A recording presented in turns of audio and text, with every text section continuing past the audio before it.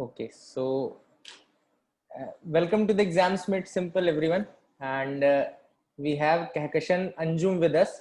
She got 71st rank this year in UPPCS 2018 examination.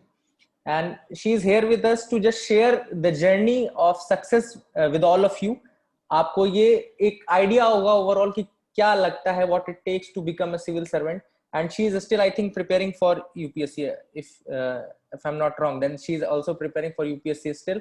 So I hope to see her name in the list this year, and we wish all the best to her for her future endeavors as a deputy collector in Uttar Pradesh, plus whatever cadre she gets in the UPSC examination. So we will start. So first of all, Kehkashan, congrats from the team of Exams Made Simple and those who are watching this, those who will be watching this. Thank you sir. So to start, just कि आप कहाँ से हैं, just basic your basics of family की कहाँ से हैं, and कब basic आपको लगा कि ये start करना है civil services का या इसका preparation? Can you tell please? Okay. Hello everyone, my name is Kehkashan Anjum. I got 71 rank in UPPCS 2018 and allotted the service of Deputy Collector. मेरा होम टाउन कानपुर है उत्तर प्रदेश में, और मेरा प्रिपरेशन हमेशा बैकग्राउंड कॉमर्स का रहा है. तो मेरा कॉमर्स का बैकग्राउंड होने के थ्रू मेरा ना एम हमेशा बैंकिंग सेक्टर पे था. But meanwhile, I switched to SSC, and there I got to know that there is some service which is better than other fields. तो वहाँ पे मेरा ना सिविल सर्विस की तरफ ओरिएंटेशन हुआ दूसरे लोगों को देख के जो पहले से तैयारी कर रहे थे उसके लिए. और उसमें भी स्टेट लेवल ज्यादा ही तैयारी कर रहे थे क्योंकि SSC में मोस्टली ट्रेंड है एक वहां से स्टेट लेवल में जाने का. तो मेरा फोकस स्टेट लेवल और उसके बाद यूपीएससी था, दोनों मैंने साथ में तैयारी किया. हालांकि जो पैटर्न था वो बहुत अलग था दोनों का, स्टेट और यूपीएससी का, जो अभी 2018 से सिमिलर हो गया है, तो अब अच्छा है. तो मेरा ना प्रिपरेशन जब स्टार्ट किया था तो क्योंकि जॉब में पहले से ही थे मिनिस्ट्री ऑफ डिफेंस में अकाउंट्स डिपार्टमेंट में, तो बहुत ज्यादा टाइम नहीं मिलता था. 5 days वीक था, सैटरडे संडे टाइम होता था. तो जितना हो सकता था मॉर्निंग में 2 घंटे जो मिलते थे सुबह, और उसके बाद जो 2 दिन हफ्ते में मिलते थे, तो मेरे पास वही टाइम था कि कितना भी यूटिलाइज कर सकते हैं. और नोट्स बनाने का तो टाइम वैसे भी नहीं होता था, या तो नोट्स बना सकते थे या पढ़ सकते थे. तो मेरे पास 2 ऑप्शन थे, तो हमने कभी नोट्स नहीं बनाए. मेरे पास ऐसा कोई नोट्स नहीं है सच रिटेन. तो जितना डिपेंड थे वो ज्यादातर ऑनलाइन चीजों पे, या मेरे पास जो एनसीईआरटी और बुक्स थी बस उसको स्टडी करके या मार्कअप जो भी कर सकते थे. तो ऐसे करके, और ये एक तरह से सेल्फ स्टडी आप कह सकते हो कि मेरा कोई कोचिंग बैकग्राउंड उससे नहीं रहा मेनली तैयारी के लिए इसकी. तो हालांकि बीच में थोड़ा सा मेरा ना जब गाइडेंस नहीं था और कुछ नहीं था, तो इलाहाबाद में कुछ कोचिंग्स मैंने ट्राई किया था लीव लेके, but it didn't work for very long. तो फाइनली ये हुआ कि ऑनलाइन चीजों पे डिपेंड होके और दूसरे लोगों के इंटरव्यूज देख के सर्च करके मटेरियल जितना हो सका उतना ट्राई किया. बाकी बहुत बढ़िया रिजल्ट ये. यहाँ पे एक चीज मैं आपको बताना चाहूंगा, ये चीज एक्स्ट्रा मैं इसमें ऐड कर सकता हूँ कि जैसे everyone has a different style of studying. For example, you are listening to this interview and Kehkashan said that she never made notes, है ना. तो ये सबका स्टाइल डिफरेंट होता है. तो जस्ट आपके लिए एक एडवाइस ये रहेगी कि आपको अपना पोटेंशियल पता होना चाहिए. यू शुड अंडरस्टैंड कि जैसा आप एक बार पढ़ रहे हो तो आपको याद हो पा रहा है कि नहीं. अगर आप इस तरह के हो व्यक्ति जो कि एक बार पढ़ने में याद कर पा रहा है, then you need not to make any notes. But अगर आप ऐसे व्यक्ति हो जिसको बार बार रिवीजन या बार बार अपने रिटन नोट्स देखने का आता है, जैसे कि मैं हूं, so for persons like me they need to make notes, है ना. तो आप लोग जो चीजें लीजिए वो अपने हिसाब से उसको थोड़ा सा उसमें ट्विक्स करके हमको एकोमोडेट करते रहना चाहिए. She gave a very specific point कि किस तरीके से उसने जॉब के साथ एडजस्टमेंट किया, है ना. कई लोग आप में से ऐसे हैं जो जॉब के साथ होंगे.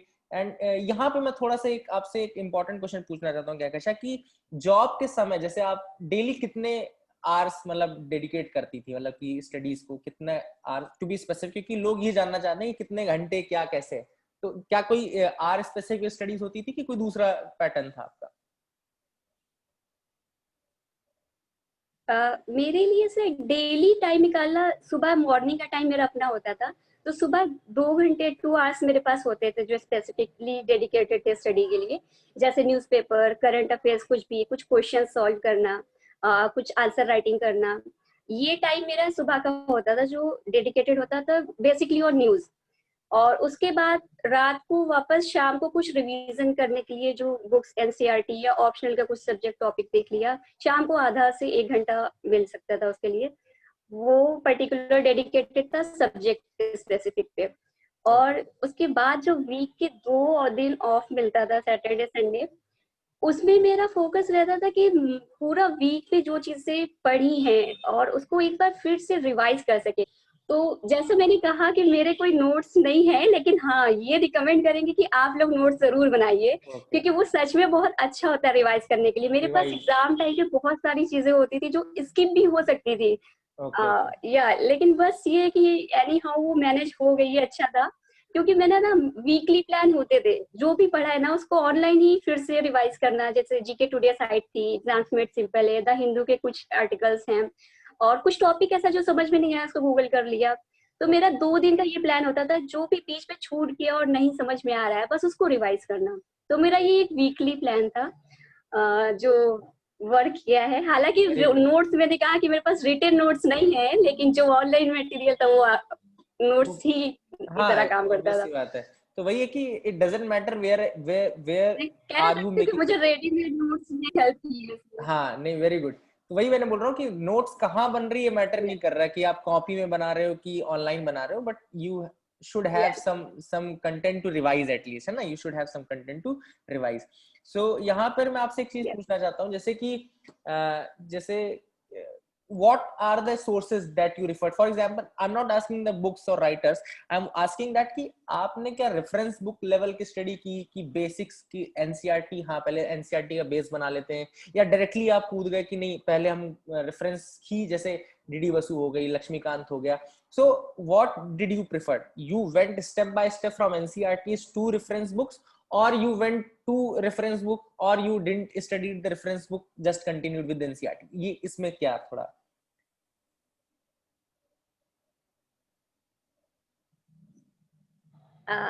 मेरा स्टार्टिंग सर एनसीईआरटी से ही हुई है। हालांकि मैंने शुरू के 6 महीने बहुत फेस किए जब तैयारी शुरू की थी, तो जिसने भी जो मटेरियल बताया ऑनलाइन है मटेरियल या मार्केट में अवेलेबल है, मेरा 6 महीने पढ़ने के बाद ऐसा लगा कि क्वेश्चन सॉल्व ही नहीं हो रहे हैं। फिर उसके बाद कुछ लोगों के इंटरव्यूज देखे कि बेसिकली जो सेलेक्ट हो गए ऑलरेडी उनकी तैयारी कैसे थी। तो मेरे पास एक कॉमन सोर्स एनसीईआरटी का ही मिला जो सबके पास था, और बेसिक्स है वो वहां से, तो बहुत हेल्प की उसके समझने में। तो मैंने पूरा 1 साल अपना शुरू की तैयारी का एनसीईआरटीज को दिया है, along with the Hindu newspaper and GK today site. ये जो एक बेसिक था, मतलब डेली की न्यूज कवर करना और साथ में एनसीईआरटी के साथ कवर करना, उसके साथ जो भी चीजें थी वो जैसे करंट अफेयर्स के लिए वीडियो देखना, डेली रिकॉर्डिंग देखना, ये मेरा 1 साल का शेड्यूल था। 1 साल में मैंने पूरा अपना दिया, और ऑप्शनल पे ज्यादा वर्क नहीं किया क्योंकि मेरा ऑप्शनल सेम था जो मेरा ग्रेजुएशन का था। तो उसमें मुझे बहुत ज्यादा प्रॉब्लम नहीं हुई। तो बस ये था कि शुरू में मैंने बेसिक अपना वहां से और फिर आंसर राइटिंग, जब मेरा पीटी निकला फर्स्ट टाइम ना, तो उसके बाद जो आंसर राइटिंग स्टार्ट की, तो तब मैंने अपना ऑप्शनल वहां से कवर किया है। ओके, सो ऑप्शनल के लिए कई लोग क्वेश्चन पूछते रहते हैं, जैसे कि ऑप्शनल कैसा होना चाहिए, क्या कर लेना चाहिए? तो I have told them different times, many times I have told them, but एक बार आप बताएं कि किस तरीके से ऑप्शनल, क्या वही लेना चाहिए जो ग्रेजुएशन का सब्जेक्ट है, या ये देखना चाहिए कि जीएस में हेल्प करेगा कि नहीं करेगा? मतलब what do you think?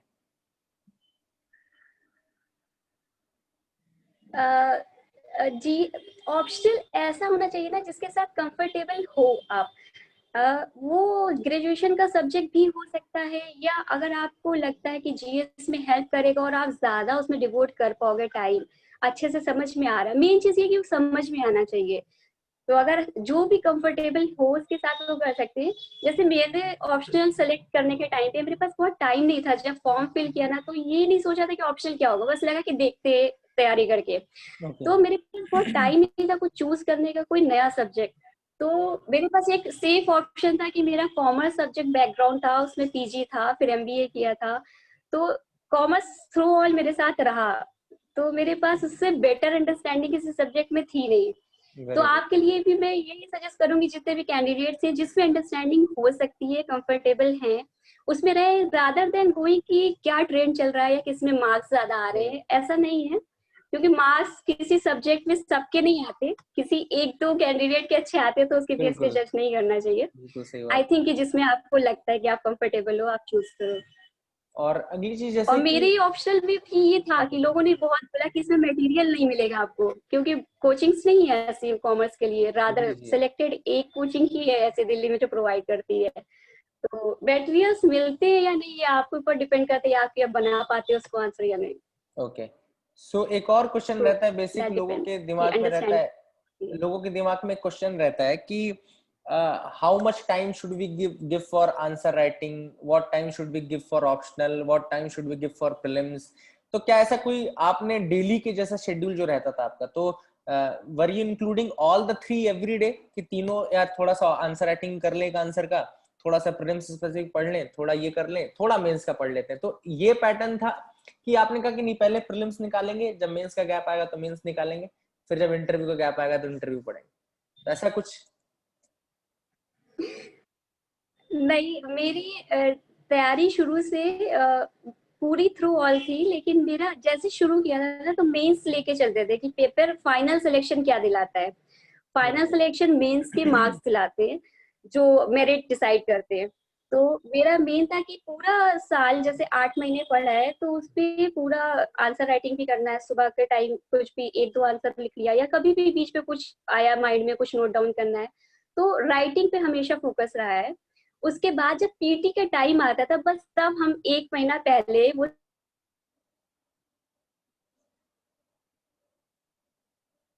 Solve करना, एमसीक्यू सॉल्व करना, और साल भर चलती थी वो पूरी ओवरऑल मेंस। तो जब मेरा शुरू से, जब से तैयारी आप शुरू करते हैं, तो एक कंबाइंड स्टडी करते हैं, प्रीलिम और मेंस के लिए साथ में चलते हैं।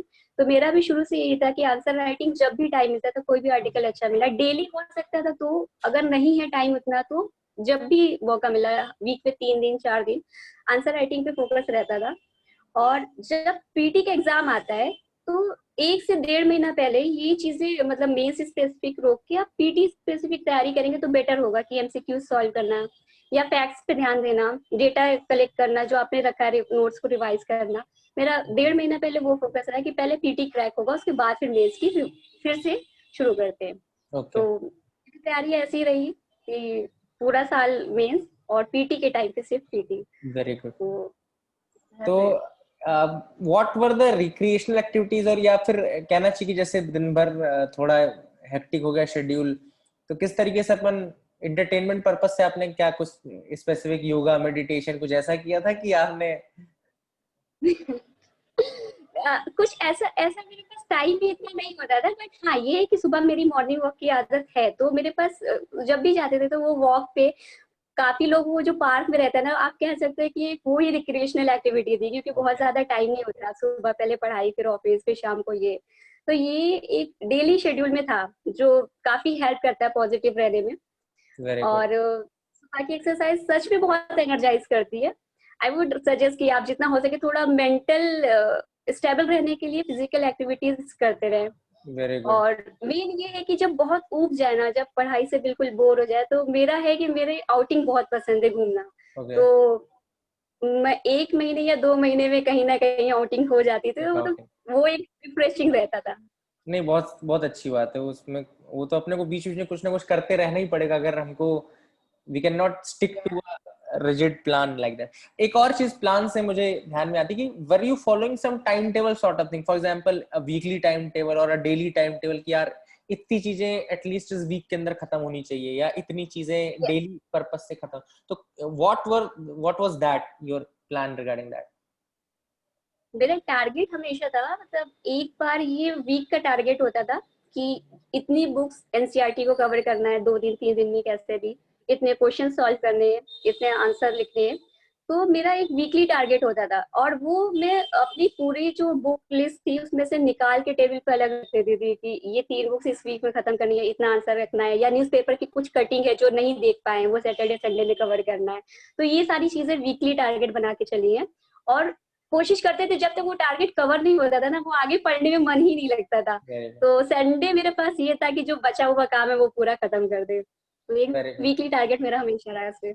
तो weekly target is very good thing. वैसे प्लान आप टारगेट करने वालों के लिए यही कि छोटे टारगेट ही बनाए, जैसे वीकली टारगेट शी सेइंग, या आपको ज्यादा से ज्यादा एक मंथ का टारगेट आप रखिए, या एक सब्जेक्ट का यस। टारगेट रखिए ना। तो this is the recommendation from me also कि आप लोग प्लान जरूर बनाइए। कि एक कोट है, there is a saying that if you are not planning then you are already planning for the failure. तो अगर आप प्लान नहीं कर रहे हैं then that means that you are already planning for a failure. तो इसलिए अगर फेलियर से बचना है तो प्लान्स हमेशा होने चाहिए, बिकॉज विदाउट प्लान हम बहुत रैंडमाइज स्टडी करते हैं, बहुत रैंडम और कि प्लान हमेशा अपने अकॉर्डिंग ही बनाइए, क्योंकि दूसरे का प्लान अपने लिए काम नहीं करता। मैं बहुत सारे लोगों के देखे थे प्लान्स, बट ये कि मेरी जॉब प्रोफाइल के हिसाब से जो चीज सूट नहीं कर रही थी वो मेरे ऊपर वर्क नहीं कर सकती थी। तो बिल्कुल। डेफिनेटली आपके रूटीन के हिसाब से जो आपको बेस्ट लगता है, जितना टाइम हम मैक्सिमम यूटिलाइज कर सकते हैं, वैसे ही बिल्कुल। प्लान बनाइए। सो इसका मतलब है कि you should have some realistic targets in hand, and उसको ही आप पूरा करिए। एंड प्लान हमेशा रियलिस्टिक बनाइए, जैसे ओवर एस्टिमेट मत करिए अपनी एबिलिटीज को, that in one day I will be completing entire Laxmikanth. इस तरीके के प्लान मत बनाना। जब भी बनाओ you should have a plan which is realistic, which is achievable, है ना। तो achievable plan बनाइए। this is I think what Kahkasha is saying from her side as well. तो आपसे मैं एक चीज और पूछना चाहूंगा, जैसे कि you have given different examination. तो जैसे कि क्या जब एक नॉर्मल एक जैसे जो हमारे जो भी देख रहा होगा इस इंटरव्यू को, हो सकता है many of them have not got a single job. So what is your suggestion to them कि should they prepare strictly to UPSC, और should they diversify the examinations? की नहीं यार, थोड़ा सा एसएससी भी देखना चाहिए, थोड़ा सा आईबीपीएस भी देख लो, थोड़ा पीएससी भी देख लो, और कि सिर्फ पीएससी और यूपीएससी देखो बाकी मत देखो, या फिर इस तरीके का क्या आप बताना चाहते हैं? नहीं, मेरी देखिए, मेरा सजेशन तो यही होगा कि अगर आप किसी एक एग्जाम के लिए प्रिपेयर कर रहे हैं तो पूरा डेडिकेशन दीजिए, उस टाइम दीजिए उसको, एक गिव इट अ शॉट, मतलब एक टाइम आप दो डिसाइड करो, और आप देखो आपकी कैपेबिलिटी, आपसे वो क्रैक हो रहा है उस लेवल तक या नहीं। यूपीएससी बहुत ज्यादा परसिवरेंस मांगती है, बहुत डेडिकेशन, बहुत टाइम चाहती है, और काफी मैच्योरिटी मांगती है। तो ये डेफिनेटली कि हर किसी का एक अटेम्प्ट में नहीं निकल सकता, but you have to wait. लेकिन मीनवाइल अगर आपके पास 2-3 अटेम्प्ट देने के बाद आप ट्राई रियलाइज करते हो कि आपसे नहीं हो रहा, तो rather than wasting your whole life for exam, आप अदर एग्जाम्स के लिए ट्राई करो, बट पूरा डेडिकेशन के साथ आप तैयारी करो जिस भी फील्ड में आप जा रहे हो। मेरे साथ देखिए, एक आपको मोटिवेशन चाहिए होती है, और एक कोई ऐसा इंसान चाहिए होता है जो आपको उस फील्ड के लिए ओरिएंट कर सके, या आपको वो चांस दे सके जो आप में कैलिबर है। तो मेरे पास ये कैलिबर जो था वो डायरेक्टली नहीं कोई गाइड कर सका, तो मेरा चैनल चेंज होके कई मीडियम के थ्रू यहाँ तक आया है। बट डेफिनेटली जिसके पास ये चांस है कि वो कर सकता है, उसको सोर्स अवेलेबल है, लोग गाइड कर सकते हैं, तो आप डेफिनेटली डायरेक्टली यूपीएससी क्रैक कीजिए। तो मेरे लिए तो ये था कि हाँ, बहुत सारे लोगों ने कह सकते हैं कि किसी को कोई कोई जरिया बना उस तरह से कि एक फील्ड में जाने के बाद दूसरे में स्विच करने का। तो बिल्कुल। एक जरूरी होता है किसी को मोटिवेट करने के लिए, या आपको मंजिल तक पहुंचाने के लिए बोलते हैं ना कि कोई गाइड चाहिए होता है। तो अगर आपके पास वो गाइड है तो डेफिनेटली आप उसका पूरा फायदा उठाइए और पूरा डेडिकेशन के साथ काम कीजिए। सो मैं आपसे पूछूंगा कि कुछ जैसे जब आपका इंटरव्यू हुआ होगा, so there is a specific board sitting and they ask some questions, तो कुछ ऐसे रेफरेंस के लिए क्वेश्चंस की what they asked about you, मतलब किस तरीके से इंटरव्यू वो लेते हैं? जैसे अपन मेंस को तो चलो मेंस के बारे में बाद में पूछ लूंगा, लेकिन पहले मैं इंटरव्यू का पूछना था कि किस तरीके से 3-4 क्वेश्चंस की करंट अफेयर्स का पूछते हैं, या किस फॉर्म में पूछते हैं, आपसे जानना चाहूंगा। मेरा इंटरव्यू, मेरा पहले फर्स्ट डे था 13 जुलाई को, वो बिल्कुल लास्ट डे शेड्यूल हो गया ये कोविड-19 की वजह से, तो ओके। 25 अगस्त लास्ट था। तो मेरा ये 1.5 महीने का टाइम जो एक्सटेंड हुआ ना, तो काफी टाइम ही मिला फिर से प्रिपेयर करने का। मेरा मौर्य जी का बोर्ड था। मौर्य जी का बोर्ड मतलब बहुत अच्छा है, वो बहुत कॉर्डियल होते हैं। लेकिन स्टेट इंटरव्यू में ये होता है कि वो डेटा और फैक्ट्स पे थोड़ा ज्यादा फोकस करते ज्यादा फोकस करते हैं। यूपीएससी में ऐसा नहीं होता, वो ओपिनियन बेस्ड होता है। तो हैं। यहाँ ओके पे था, मुझे पता था पहले से कि वो डेटा फैक्ट्स पे फोकस करते हैं। तो कुछ कुछ जो स्टेट स्पेसिफिक डेटा थे, लिटरेसी रेट या कुछ भी उस तैयार किया हुआ था। लेकिन उनका सबसे पहला क्वेश्चन था कि what is the literacy rate of Kerala. तो मेरे माइंड में कुछ ऐसा था कि यार 90% अराउंड ठीक है, हो सकता है, बट उन्होंने नहीं, पॉइंट एग्जैक्टली 2 डिजिट में आप पॉइंट के बाद तक बताइए। तो वो थोड़ा सा ऐसा था, मतलब मेरे पॉइंट में नहीं आता। I said sorry sir.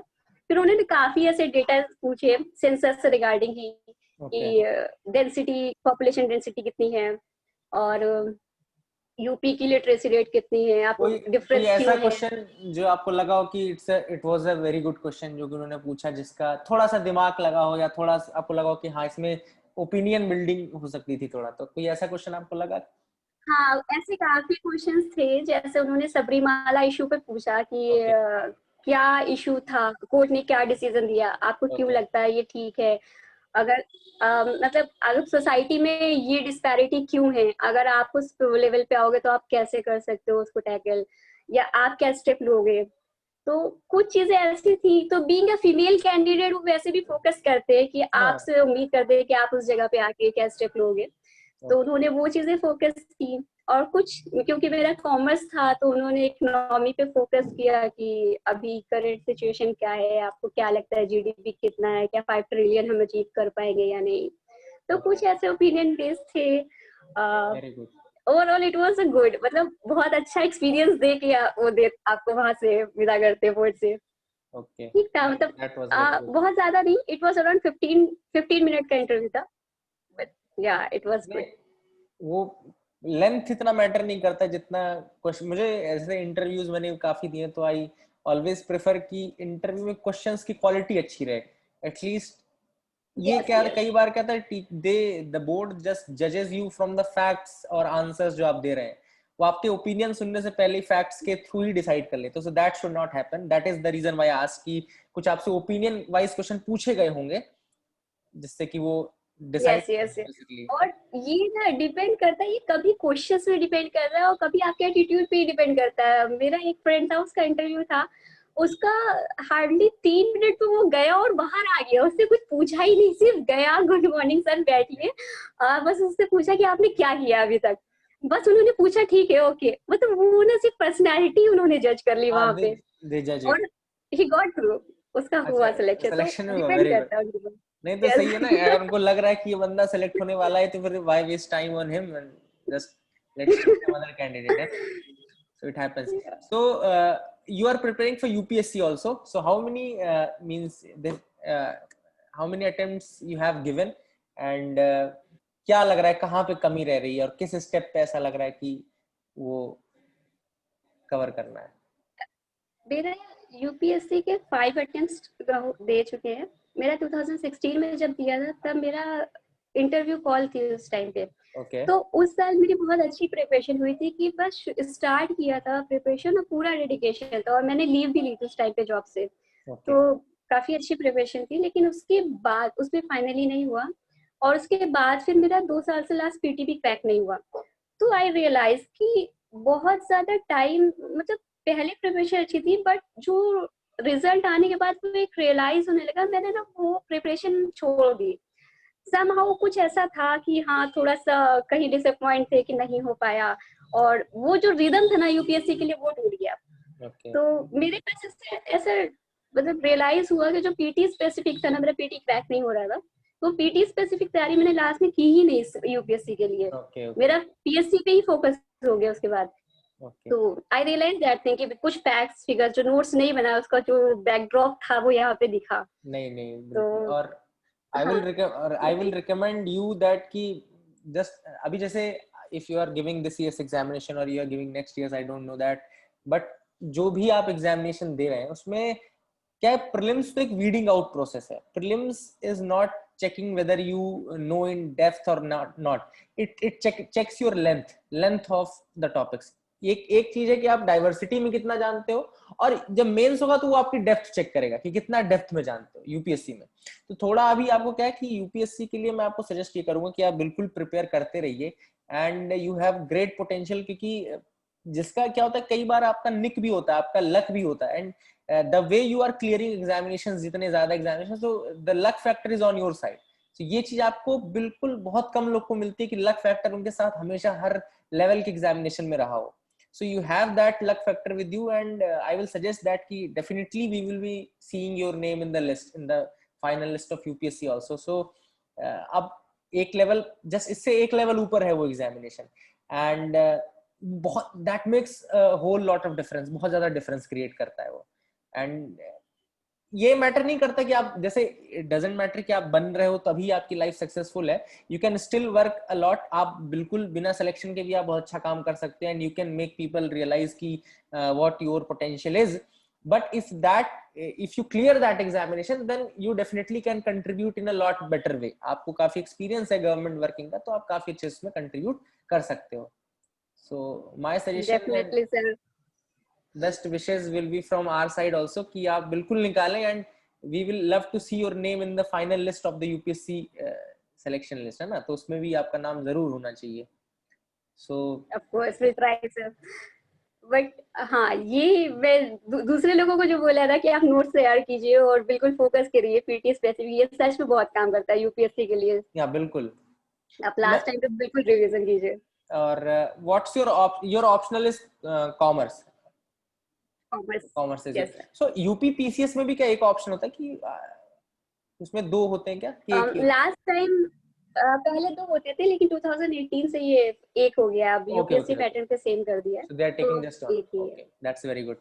So one. बिल्कुल अच्छी बात है कि आप लोग जो लोग भी प्रिपेयर कर रहे हैं यूपीएससी के लिए, तो you should give different examination. My view is that कि जो भी, अगर आप नॉर्थ इंडियन बेल्ट से हैं, if you are able to give Hindi speaking belt examination, जैसे कि एमपी का हो गया, यूपी का हो गया, then you should definitely try for that also, क्योंकि ज्यादा कंटेंट में डिफरेंस नहीं होता।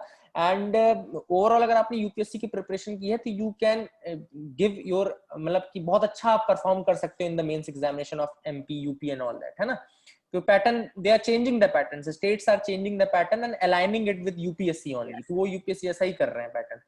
तो very good. So what is the final word of advice you would like to give to the students who are watching, या जो किस तरीके से आप मतलब उनको बोलोगे कि एक फाइनल ये इस तरीके से करो? मेरी एडवाइस यही है कि जो भी स्टार्ट कर रहे हैं, अगर वो फ्रेशर से बिल्कुल स्टार्ट कर रहे हैं तो बिल्कुल बेसिक से स्टार्ट करें। वो अपना बेस स्ट्रॉन्ग करे, हमेशा एनसीईआरटी को बेस लेकर चले, और डेली न्यूज कभी स्किप नहीं करनी है। आप हमेशा न्यूज पढ़िए, नोट्स बनाइए और उसको रिवाइज करते रहिए। और ये हमेशा एक कंपोजिट प्रोसेस है, मतलब थ्रू ऑल आपको मेंस को साथ लेके चलना है, और आंसर राइटिंग हमेशा करते रहिए, और राइटिंग की प्रैक्टिस कीजिए जब जितना भी हो सकता है। और जब पीटी स्पेसिफिक होगा तो आप पीटी स्पेसिफिक तैयारी कीजिए, उसके लिए एमसीक्यू सॉल्व करिए, और फैक्ट्स को जितना हो सके आपको अगर याद रहता है ठीक है, नहीं तो आप जो बोलते हैं ना रट्टा मारो, लास्ट टाइम पर रिवाइज कर लो आप ओके, उसको। तो आप बिल्कुल फोकस कीजिए, एग्जाम को समझिए, पैटर्न को जैसा डिमांड करता है, पीटी की क्या डिमांड है, मेंस की क्या डिमांड है, आप बिल्कुल इसकी स्पेसिफिक तैयारी कीजिए उस एग्जाम पे, definitely you will get through. so that was a very good word of advice from Gakasha, and all the best to you also for your upcoming endeavors, both both as a deputy collector and as well as an aspirant of UPSC examination. तो दोनों तरीके से, क्योंकि learning is a process which should never stop, है ना, so learning process should never stop, yes yes. and वही advice आपके लिए भी रहेगी। and be, मतलब कि हमेशा से अपने जो एथिक्स, इंटीग्रिटी एंड उसके साथ ही काम करना, और बढ़िया बहुत अच्छा नाम आप ला सकते हैं। That will be my word of advice to you as well. So all the best to you, and thanks for being with us, thanks a lot, thank you sir. And many people will definitely get motivated by your efforts and all. So एक last में आप उनको क्या बता सकते हैं कि आप कौन कौन से एग्जाम आपने क्वालिफाई किए, जस्ट गिव गिव, ताकि उनको ये पता रहे। एग्जाम मेरा ना, देखिए शुरू में फोकस था, मेरा बैंकिंग सेक्टर था, तो मेरे बैंकिंग के बहुत सारे एग्जाम्स क्रैक किए, जैसे bank of Baroda PO, state bank of India PO, Vijaya bank, PO के जितने भी आते थे, तब आईबीपीएस नहीं होता था, तब ओके, सिंगल एग्जाम नहीं होता था, तब डिफरेंस आते थे। तो वो सारे एग्जाम्स क्वालिफाई करने के बाद मेरा एसएससी में स्विच किया और स्टाफ सिलेक्शन कमीशन में ग्रेजुएट लेवल एग्जाम उसको क्रैक किया। उसके बाद मेरा फोकस हुआ यूपीएससी और पीसीएस के लिए। तो पीएससी और यूपीएससी दोनों साथ में प्रिपेयर करना स्टार्ट किया, जिसमें ये सिलेक्शन पीएससी का 2016, 16 में डिस्ट्रिक्ट ऑडिट ऑफिसर मिला था, 17 में as a block development officer allot हुआ था, जिसकी अभी ज्वाइनिंग नहीं आई है, and now it is a deputy collector 2018। Very good. So all the best. I wish you become an IAS officer in the future, है ना? So that will be from our side. All the best to you, and we will be calling you again and again and asking for some advice for the students as well. Okay. Of course, sir. My pleasure. Thank you so much. Thank you. Thanks a lot.